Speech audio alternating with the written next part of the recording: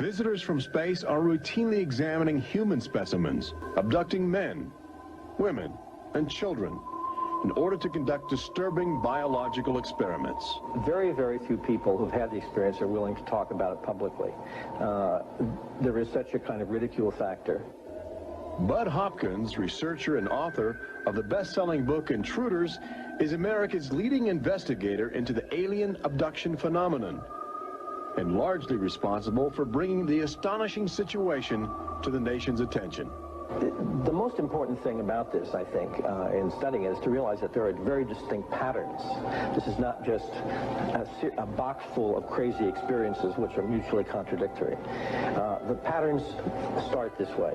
People are abducted first in childhood. When I go back into my memory, I don't know a day without them.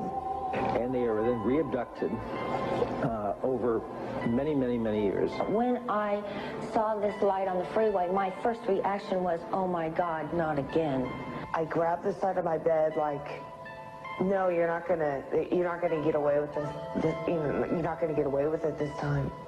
Then I feel lifted off of the bed, and the next thing that I remember is being on a table or a bench and these beings surrounding me.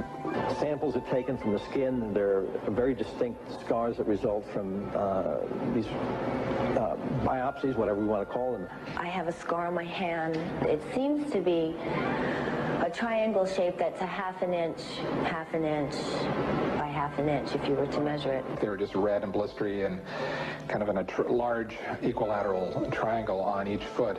The basic, most common mark is what we call a scoop mark. It's a circular depression, as if the aliens have used a little tool and removed a layer of cells. On my upper left inner thigh, I have two marks. There's a series of two. They're about 1/8 of an inch deep and about 1/4 inch in diameter that people call scoop marks, for lack of a better term. Often an object is inserted in the nostril or behind the eyeball or in the ear, which we believe to be implants.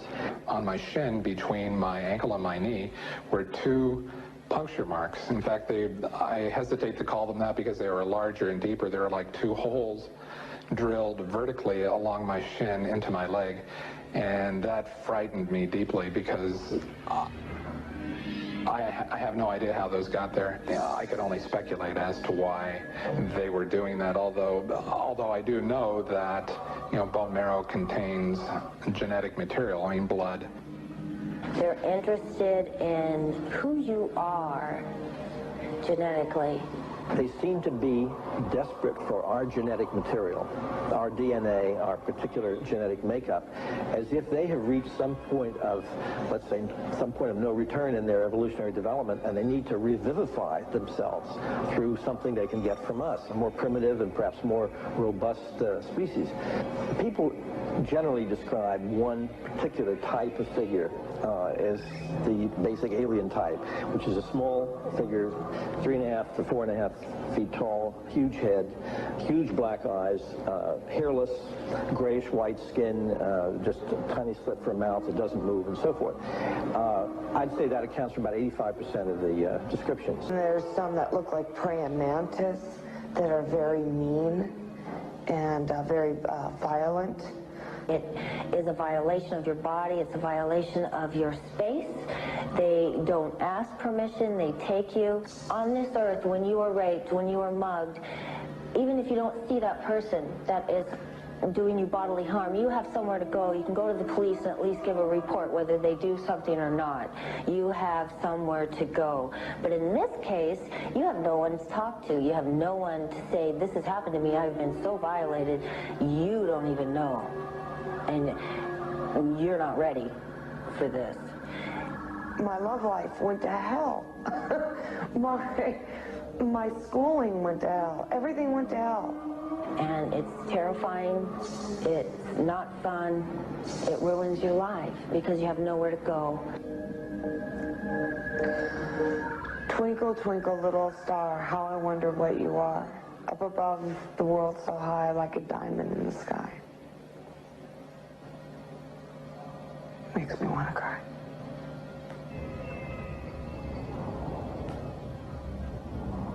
Part of the trauma involved in this is our government telling us that these objects don't exist. Then I seem, and other members of my family, and other people seem to have these experiences.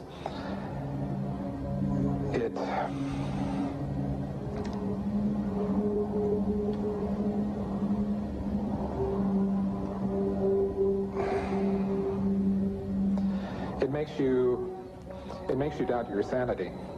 The range of people who have had abductions around the world, because it is a global phenomenon, is just, it's a total range. I've worked with people who are of Oriental backgrounds, African-American background, Hispanics.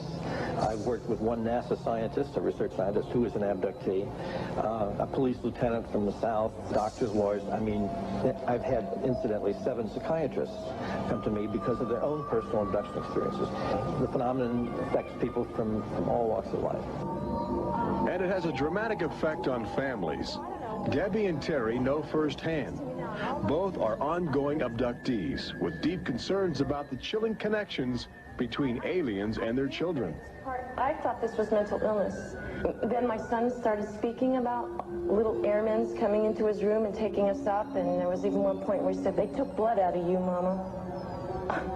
He wanted guarding all the time. He wouldn't go to bed at night unless I slept with him. He was angry. And the other thing is he started setting traps. One night my husband came home from work and there's these little colored stones all over the garage.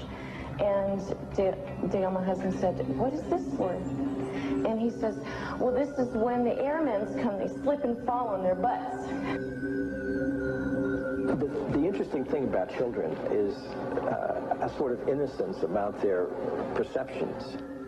I will present these cards of different heads, and there's Santa Claus, Batman, policeman, a clown, Ninja Turtle, an alien.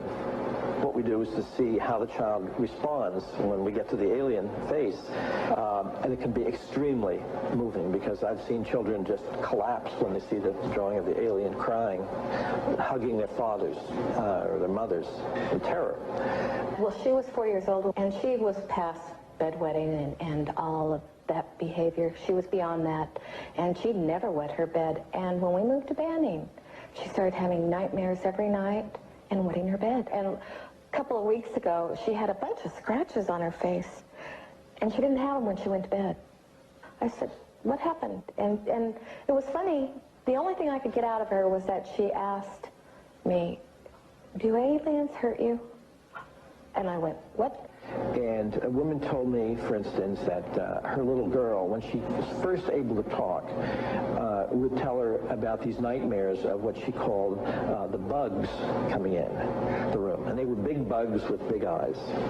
And again, there were some physical marks, all the surrounding evidence suggesting abductions. At one point, the mother, a few years later, was getting out of the car with her daughter at a shopping mall, and the Goodyear blimp was coming over. And the little child said, "Mommy, look, don't you remember when you and I were up in that thing with the bugs?" The last time I had a session,